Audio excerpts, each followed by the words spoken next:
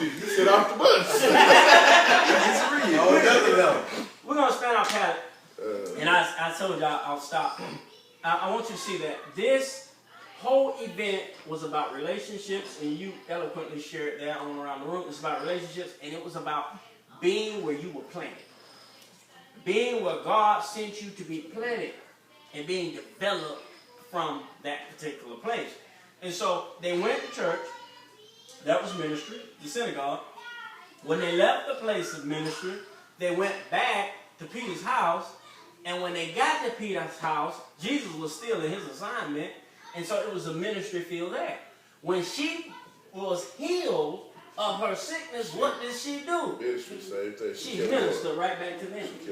And so when God heals you, and when God opens up airways in your life, metaphorically speaking, it's so that you can walk in your assignment. When it says you can do all things through Christ who strengthens you, that means everything in your assignment. Everything in your realm of what? Influence. Where God sent you, where God planted you. Man, you can move mountains. You can pick up serpents in the area he sent you. You know, they got two-legged snakes too. You know, you can pick up serpents in the area he sent you. But now you go over there where he didn't send you, man, it might whoop you over there. They'll hurt you over there. Because you might love them for a lifetime, and God just sent you there for a season. Maybe he didn't send you there at all. And so the anointing that covers you is not with you, because that's not where you're supposed to be. So I hope we look at this today and look at this. Now let me tell you where ministry begins. Where does it begin? In your house. In our house. First it begins where? In your heart. In your heart, man. All of these messages, all of this teaching, you don't have to do anything with it. That's your choice. You don't even have to know it. You don't have to study it. That's a personal choice. But I want you to know the person who benefits the most is you. In your heart.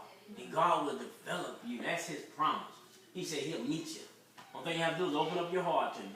Through what? Study of his word, through fellowshipping with his people, through prayer. And he said, I'll sit down in your heart. And then all of a sudden, you won't see people anymore. You'll be able to hear me sit right there at your kitchen table.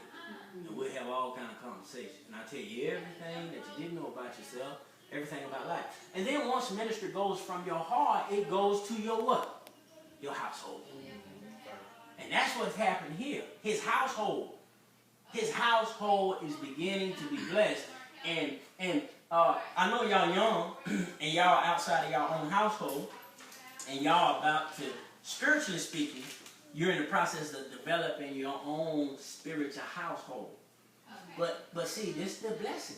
If you stay connected, and that household is connected, guess what happens to the blessing that run down in that household? Boy, they'll overflow in your life. See, the reason Peter's mother-in-law got the blessing, because she was what? Peter's what? We don't even know her name. What's her name? The significance of, in the Bible days, the every name had a significance. Her significance was her connection to Peter. So we're going to call her Peter's mother-in-law. Because that's her significance. So I want you to apply this lesson, take this lesson to your life, study it all week. That's